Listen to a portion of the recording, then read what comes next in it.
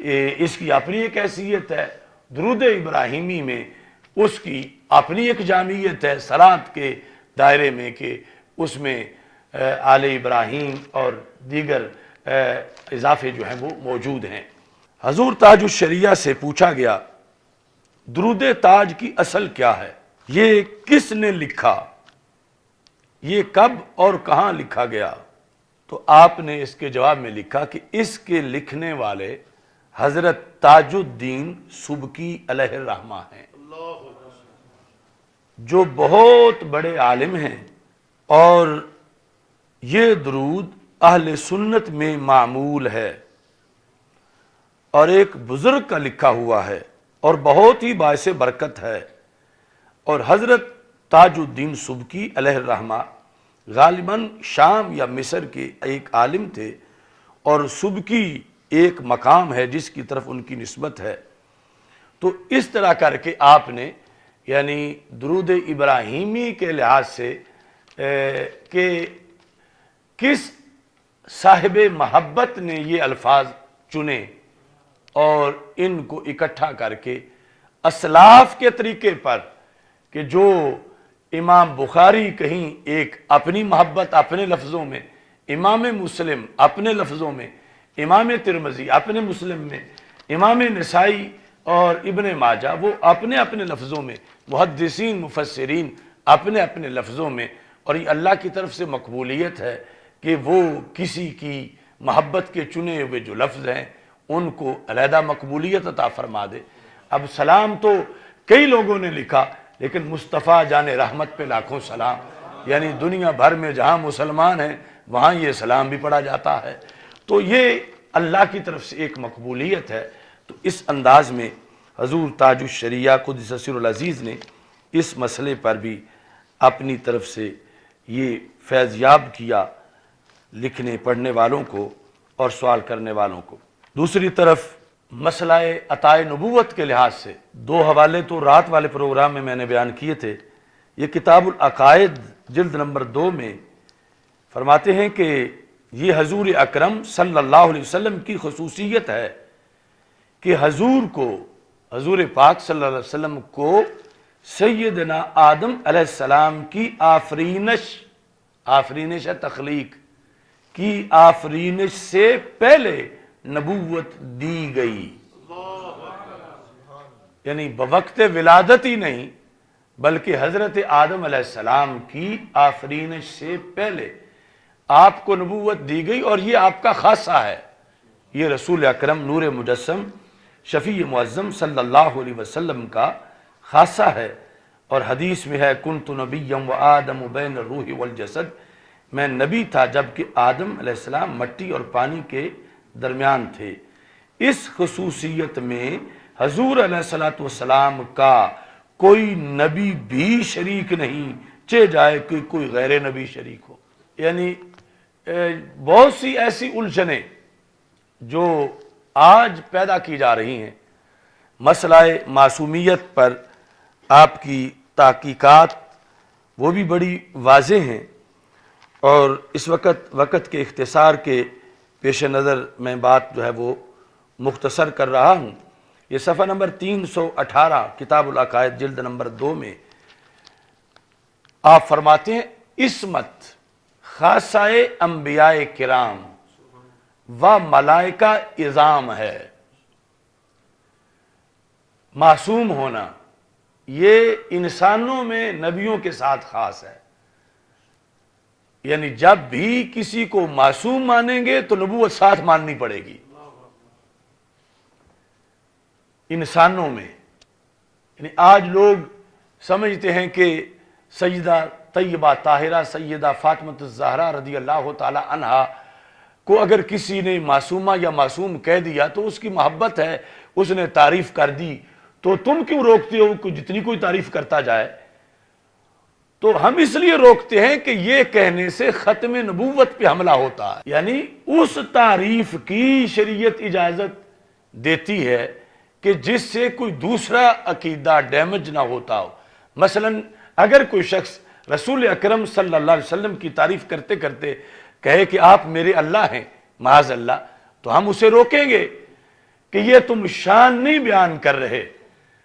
یہ تم سرکار کو ناراض کر رہے ہو، چونکہ آپ نے تو پتھر کھا کے بھی یہ بتایا کہ اللہ صرف ایک ہے، رب وحدہ لا شریک ہے، کہ اللہ کے سوا، اس ذات کے سوا کتنی بھی کسی کی شانیں ہوں اسے اللہ نہیں کہنا۔ تو جس طرح رسول پاک صلی اللہ علیہ وسلم کو اللہ کہنا یہ تعریف رسالت نہیں ہے بلکہ دین سے بغاوت ہے، اور سرکار دو عالم صلی اللہ علیہ وسلم سے معاذ اللہ تصادم ہے، شریعت سے ٹکر لینا ہے۔ ایسے ہی جس وقت کوئی سیدہ طیبہ طاہرہ فاطمہ الزہرا رضی اللہ تعالی عنہا کو معصومہ کہہ رہا ہے، معصوم کہہ رہا ہے، تو وہ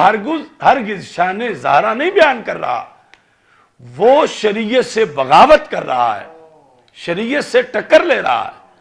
اور وہ قادیانیوں کا رستہ ہموار کر رہا ہے کہ وہ ختم نبوت پہ حملہ کر رہا ہے، کیونکہ ایک طرف تو وہ طبقہ ہے جو سیدہ پاک رضی اللہ تعالی عنہا کی شان بیان کرتے کرتے ام الانبیاء ان کو کہتے ہیں، اسمبلی میں بھی کہہ جاتے ہیں، عدالتوں میں بھی کہہ جاتے ہیں۔ ہم محبت کی رفتار میں ان کا مقابلہ نہیں کر سکتے۔ کچھ لوگوں کو ہے جب وہ یہ شان بیان کرتے ہیں اگر ہم نہیں بیان کریں گے تو لوگ کہیں گے یہ تھوڑے محب ہیں سیدہ پاک رضی اللہ تعالیٰ عنہ کے، کیونکہ وہ قوم جو ہے ان کا منہ سیدھا جہنم کی طرف ہے، ہمارا سیدھا جنت کی طرف ہے۔ ہم ان کے پیچھے پیچھے کیسے چل کے جائیں؟ ہم نے تو وہ محبت کرنی ہے جس کا حکم قرآن سنت نے حدود کے ساتھ دیا، وہ ذات رسول صلی اللہ علیہ وسلم۔ وہاں جا کر بھی اب دیکھو اعلی حضرت فاضل بریلوی رحمۃ اللہ علیہ کتنے بڑے عاشق ہیں، لیکن جب یہ مقام آتا ہے پیش نظر وہ نو بہار، سجدے کو دل ہے بے قرار، روکیے سر کو روکیے، ہاں یہی امتحان ہے۔ اب یہ نہیں کہ سجدہ کر لو کوئی بات نہیں، محبت کہہ رہی ہے سجدہ کر لو، کہتے ہیں روکیے، روکیے سر کو روکیے، کہ ذات رسول صلی اللہ علیہ وسلم کتنی بڑی شان ہے مگر سجدہ نہیں کرنا، روکیے سر کو روکیے، کہ جب سرکار نے خود روکا ہے تو وہ اس محبت کو کیسے قبول کریں گے جب تم سرکار کے حکم کی خلاف ورزی کرو گے۔ تو سیدہ طیبہ طاہرہ رضی اللہ تعالی عنہا اس محبت کو کب قبول کریں گی کہ جب خود آخری سانس تک انہوں نے ختم نبوت پہ پہرا دیا اور یہ واضح کیا کہ میرے ابا جان آخری نبی ہیں اور ان کے بعد کوئی نبی نہیں ہو سکتا۔ تو یہ ایک چور دروازہ ہے کہ قادیانیوں نے براہ راست نبی مان لیا اور دوسرے لوگوں نے معصوم کہہ کے معصومہ کے ضمن میں معصومہ کی تعریف وہ کی جو نبی تو کیا نبی سے بھی اونچا درجہ ہو، نبوت اس کے اندر ایک شعبہ ہے معصومیت کا جو ان لوگوں کا عقیدہ ہے۔ تو ہمارے لوگ نہ جانے کیا نظر لگی ان کو، یا کچھ پنجابی میں کہتے ہیں کہ پٹھیاں وچ کھا گئے، کیا ہوا کہ یہ کہہ رہے ہیں کہ وہ تعریف کرتا ہے تمہیں مروڑ کیوں اٹھتا ہے۔ اب جو رسول پاک صلی اللہ علیہ وسلم کو اللہ کہے تو ہم اسے روکیں گے کہ آپ کی شان ترازیوں پہ تولی نہیں جا سکتی، ہمیں کوئی حد نہیں ملتی، لیکن یہ ہمیں یقین ہے کہ آپ اللہ نہیں ہیں، اللہ کے عظیم محبوب ہیں۔ تو ایسے ہی آج اگر ہم دوسروں کی وجہ سے کہ ان کے ہاں یہ جائز ہے، کیونکہ ان کے ہاں تو معاذ اللہ یہ لفظ بھی ہیں نقل کفر کفر نباشد کی اللہ فاطمہ طیبہ طاہرہ کے در کی جوتیوں میں معاذ اللہ کو، انہوں نے تو ساری حدیں ہی توڑ دی ہیں۔ تو ان کی تعریف کے پیچھے پیچھے یعنی یہ ڈگر یہ بنی ہوئی ہے کہ پہلے وہ کرتے ہیں تو پھر ان کے حدود کے قریب جو ہماری آبادیاں ہیں فکری طور پر یہ سن کے کہتے ہیں فلان ذاکر نے یوں کہا تھا تو سارا مجمع لوٹ پوٹ ہو گیا تھا، تو میں بھی داد لینے کے لیے وہی لفظ بولتا۔ اب جاہل خطیب اور پھر یہ جو ایک طبقہ شریعت میں نعت پڑھنا تو بہت اونچا مقام ہے، لیکن اس طرح کے نعت خوان یہ اسلام میں کوئی طبقہ تھا ہی نہیں۔ محدث تھے، مفسر تھے، رسول پاک صلی اللہ علیہ وسلم کی نعت لکھنے والے، پڑھنے والے تھے، فقیہ تھے، حافظ تھے، قاری تھے، مگر یہ جو موجودہ ڈوموں کا ٹولہ ہے یہ تو اسلام کا کوئی شعبہ ہی نہیں تھا۔ اور آج ان کو یہ سٹیٹس دیا گیا کہ امام رازی نے جو کہا وہ تو غلط ہے، امام بخاری نے جو کہا وہ تو غلط ہے، امام ابو حنیفہ نے جو کہا وہ تو غلط ہے، لیکن لش پش نعت خوان نے جو کہا یہ بالکل صحیح ہے۔ یہ جو کلچر ہے اس کی بنیاد پر مسلسل دین کا نقصان ہو رہا ہے۔ تو حضور تاج الشریعہ نے فرمایا عصمت خاصہ انبیاء کرام و ملائکہ اعظام ہے، غیر انبیاء و ملائکہ کو معصوم جاننا محبت نہیں، کیا ہے؟ کہتے ہیں فی الواقعہ شیعہ کا عقیدہ کفریہ، شیعہ کا عقیدہ کفریہ ہے،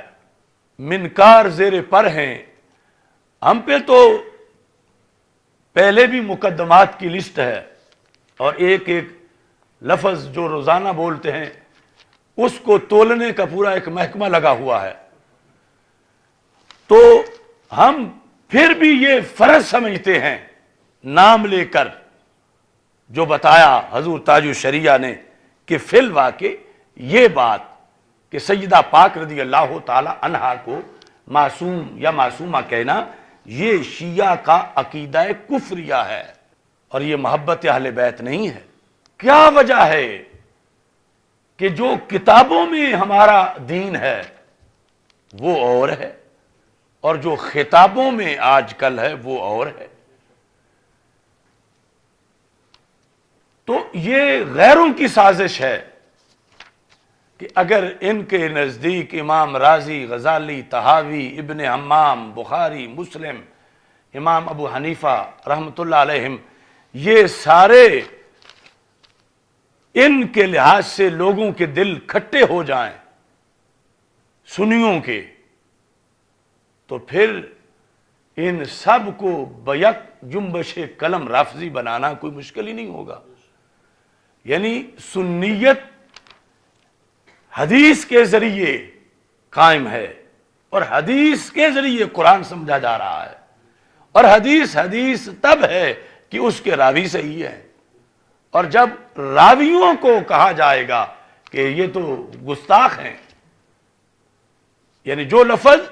آج یہ دبی زبانوں میں یا بظاہر کہیں ہمارے بارے میں بولتے ہیں، یہ لفظ سارے کے سارے روافض نے امام بخاری پر بولے ہوئے ہیں، لکھے ہوئے ہیں کتابوں کے اندر، اسی وجہ سے جس وجہ سے ہمارے خلاف بولے گئے۔ لیکن ان کا ہدف یہ ہے کہ آج اگر بظاہر اعلان بخاری، مسلم، ابو حنیفہ رحمۃ اللہ علیہ ان کا نام لے کر یہ واردات کی گئی تو بہت سے لوگ جاگ جائیں گے، اور اشرف آصف جلالی جیسوں کا نام لے کر اگر کی جائے تو یہ آہستہ آہستہ قبول کر لیں گے، اور پھر ہم کہیں گے کہ جو جرم اس نے کیا تھا یہ تو بخاری نے بھی کیا ہوا ہے، جو اس نے کیا تھا وہ تو امام مسلم نے بھی کیا ہوا ہے۔ تو اس طرح جا کر جب ان کے چوٹی کے جو روات ہیں حدیث کے لحاظ سے وہ ڈیمیج ہو جائیں گے تو پھر سب کچھ ان کا ختم ہو جائے گا کہ یہ جب تھے ہی تنگ نظر، ان کو بغض اہل بیت تھا معاذ اللہ ان کے بقول، تو پھر ان کی لکھی حدیثیں ہم کیوں مانیں؟ ہم ڈائریکٹ ذات رسالت کے ساتھ تعلق رکھتے ہیں، ان کی تو کوئی سند نہیں روافض کی، اور وہ ہم سے بدلہ لینا چاہتے ہیں کہ ہمارا تو کوئی سر پر ہے نہیں، اور تمہاری سندوں پر لوگوں نے جگر پگھلائے ہیں، اور سندیں پکی ہیں، اور گولڈن چین سونے کی سندیں، اور اس بنیاد پر 14 صدیوں میں اہل سنت کا مسلک قائم رہا ہے، اور انشاءاللہ قیامت تک قائم رہے گا۔ لیکن ان کا یہ طریقہ ہے، اور اس طریقے میں بظاہر وہ دیکھو کتنے آستانوں کو انہوں نے گرا لیا، کتنے علماء کو گرا لیا، کتنے مناظروں کو گرا لیا، اور گرا کے پھر وہ اپنے گھر جشن بھی منا رہے ہیں۔ ان کے ایسے بیانات موجود ہیں کہ ہمارے بڑے بڑے مناظروں کا نام لے کر وہ کہتے ہیں یہ بندہ کل تک نسبی تھا آج مولائی بن گیا ہے. یعنی ایک سید کے بارے میں جن کا ایک ریکارڈ تھا فکری رضا کے ساتھ منسلک، جن کا ایک ریکارڈ تھا حضرت حافظ الحدیث رحمت اللہ علیہ کے مسلک پر پہرا دینے کا، اس شخص کا نام لے کر رافضی اپنے جلسے میں کہہ رہا ہے کلپ چلا کر کہ یہ بندہ پہلے ناسبی تھا اب رب نے اسے بھی ہدایت دے دی ہے اور یہ مولائی بن گیا ہے. اب آ کر مولائی کیوں بنا ہے؟ جو اس بندے کی مسئلہ معصومیت میں اہل سنت کے خلاف تقریریں ہیں ان کا حوالہ دے کر اور میرے ساتھ جو مخالفت ہے اس کا حوالہ دے کر ایک رافضی کوس رہا ہے سنیوں کو کہ یہ ناسبی ہیں اور یہ بندہ بھی ان کا ناسبی تھا. اب اشرف آصف جلالی تو اب بھی ناسبی ہے اور یہ مولائی بن گیا ہے اور یہ جو ہے وہ صحیح ہو گیا ہے. تو اس طرح یعنی اتنا بڑا وار کر رہے ہیں وہ لوگ. اس لیے میں کہتا ہوں اعلی حضرت کی زبان میں سونا جنگل رات اندھیری چھائی بدلی کالی ہے، سونے والو جاگتے رہنا چوروں کی رکھوالی ہے. آنکھ سے کاجل صاف چرا لیں یا وہ چور بلا کے ہیں، تیری گٹھڑی تاکی ہے اور تو نے نیند نکالی ہے. رب ذوالجلال حضور تاج الشریعہ قدس سر العزیز کے مرکز پرنور پر کروڑوں رحمتیں نازل فرمائے اور آپ کے جانشین قائد ملت حضور مولانا مفتی محمد اسجد رضا خان قادری حافظہ اللہ تعالیٰ کو آپ کا مشن بطریق احسن آگے بڑھانے کی توفیق عطا فرمائے. وآخر دعوایا ان الحمد للہ رب العالمین.